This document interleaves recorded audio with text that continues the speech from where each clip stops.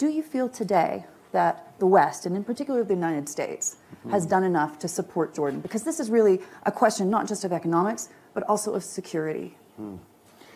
Well, first, thank you, Hadley, and thanks for CNBC for hosting me. The WEF has been an amazing opportunity to talk about these very issues. As you said, we do live in a difficult neighborhood. That's destiny for us. However, what we do with that neighborhood, within that neighborhood, is a matter of choice and a matter of determination. Jordan has been, through the last 100 years, since its inception, determined to do good and do well.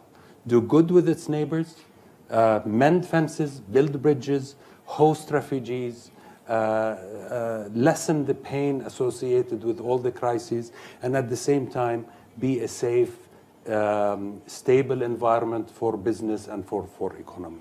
It's gotten harder over the last 10 years, but we're determined. We have a vision that we're working to realize about resilience, about renaissance, the future of Jordan, and we're thinking about it in terms of our youth, empowering them economically and politically. We're thinking of it in terms of renewable energy and moving away from traditional sort of fossil fuels, and developing a model of a country, as I said, that does good and does well at a local, for its own population, at a regional and at a global level.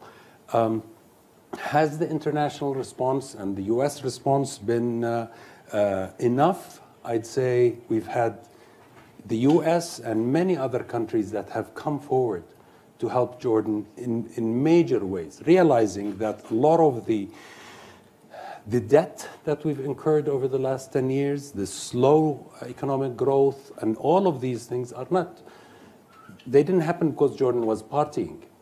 They happened because we were surrounded by crises that spilled over in Jordan. So we got a lot of friends and we have a lot of support. The question for us is, how do we now together move from a sort of a Band-Aid type approach to resolving the crises that we are facing to a sustainable, growth-oriented approach that realizes the full potential of Jordan. Jordan is a small country, but has an incredible, it has human capital, it has infrastructure, it has resources, highly educated. During those difficult years, we were exporting our best and brightest all over the world. And that's great. But now we want to say we are back in business and we want to have both our talented population, but also investors, businessmen, and service provider businesses from all over the world come to Jordan and share with our dream of renaissance in the Middle East. Walk me through some of those potential partners, because we've seen the United States in particular withdrawing under the Trump administration. Who are you looking to for potential investment partners when we're talking about the global investment scene? Are we looking to Europe? Are we looking to Russia?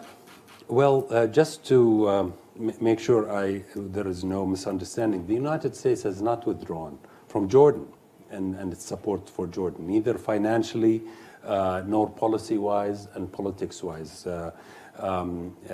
Jordan has had very clear positions on issues of a Palestinian state, the capital of which is Jerusalem. We've had strong issues about Syria united and reaching a political solution for the crisis, and this has not damaged our relationship with the United States. So we have this goodwill. Frankly, with the U.S., with the Europeans, with a lot of our neighbors, and in the Gulf, Iraq, Egypt, and it's partly because Jordan has historically played that role of trying to be a bridge within the region and on a global level towards peace, understanding, respect, tolerance, and it's been hard, but it pays off because we do have access to these resources.